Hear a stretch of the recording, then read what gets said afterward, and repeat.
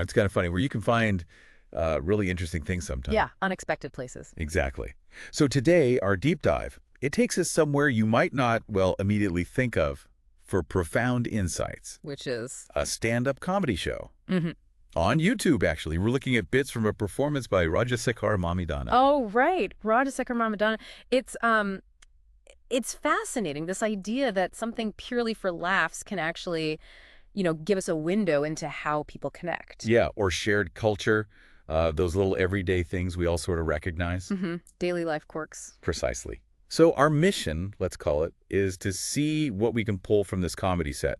We're going to look at how he engages with the audience, get a feel for some cultural stuff, specifically related to India, and just try to understand his take on everyday life, but, humorously. So looking beyond just the jokes themselves. Right. So picture this. Rajasekhar's on stage, mixed crowd, and he's actually chatting with the younger folks. He mentions ages like 10 and 13. Wow, kids at a stand-up show. Yeah.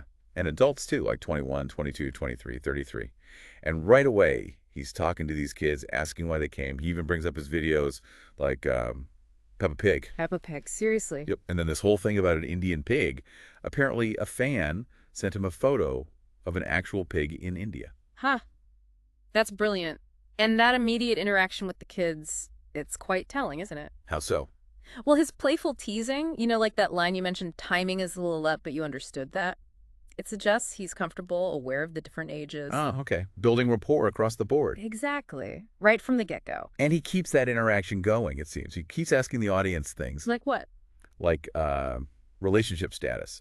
And he notes how the married people react. Something like, ours is not a relationship right to be struggle. We are struggling right now. Oh, that hits close to home for some, I bet. Totally. Mm-hmm. Then he asks who owns a Reliance chair. Gets a shout out. He's like, wow, that's a great year, man. So connecting through shared objects or experiences. Yeah, seems like it. Then he asks the single people about their careers. There's this one bit with a musician. Okay. Asks him what he's looking for in a partner. Yeah. The guy says, nice, loyal girl. A classic answer. And what does the comedian do with that? Well, that leads into the analysis, right? Yeah. What's the purpose of these questions? Right. I mean, partly it's classic comedy, finding common ground, making people feel connected, Makes sense.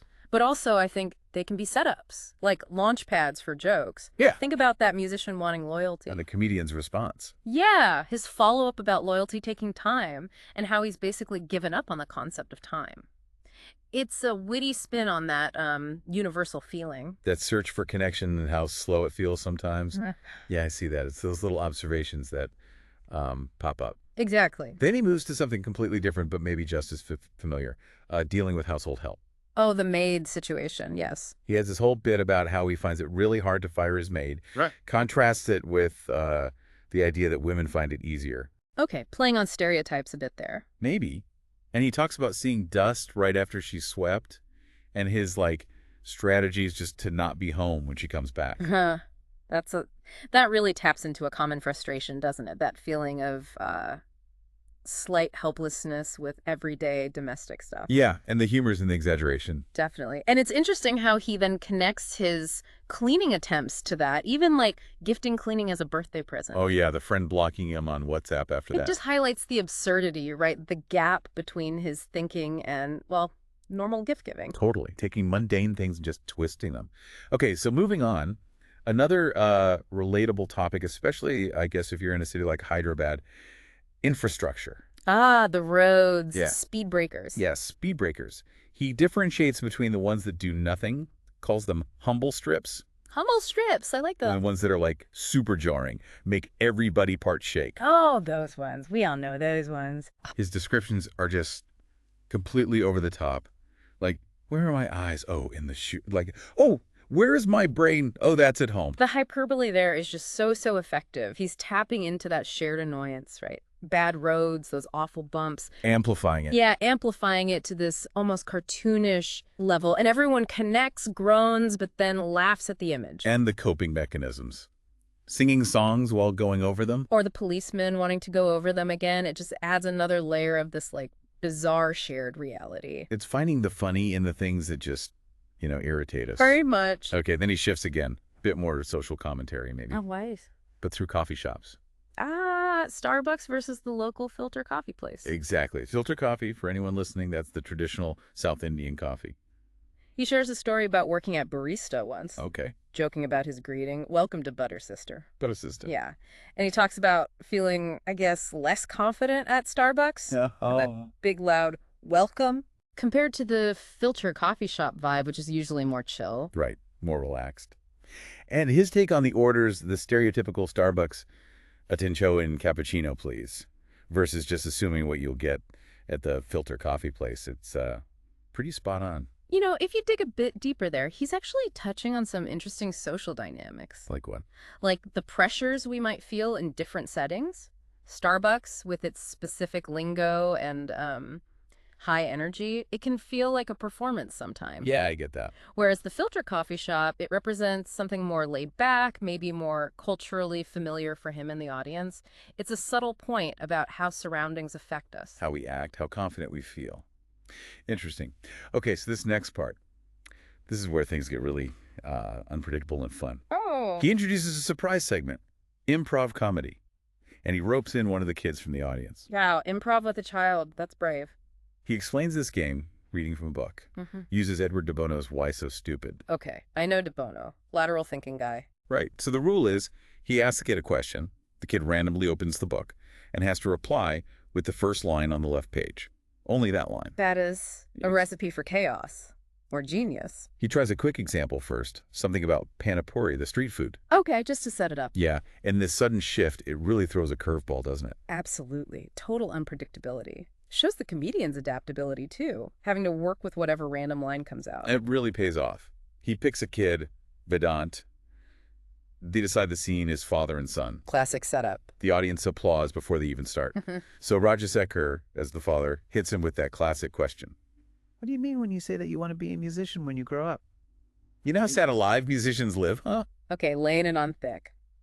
And Vedant's book line. Vedant reads, "There's a strange, shiny object with round things at each end. Little about it, what it does, why it may be." What? That's just perfectly random. Right.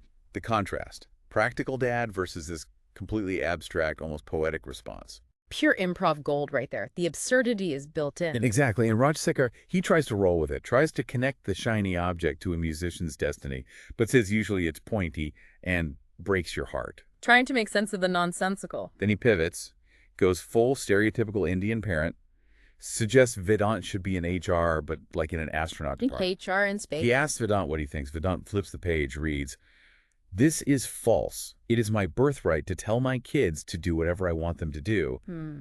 Indian parents don't give freedom to kids. Okay, if I want you to become an astronaut, you will become an astronaut. Right. And I want you to become an HR in astronaut department. You cannot say no. You understand today, we'll go meet your teacher.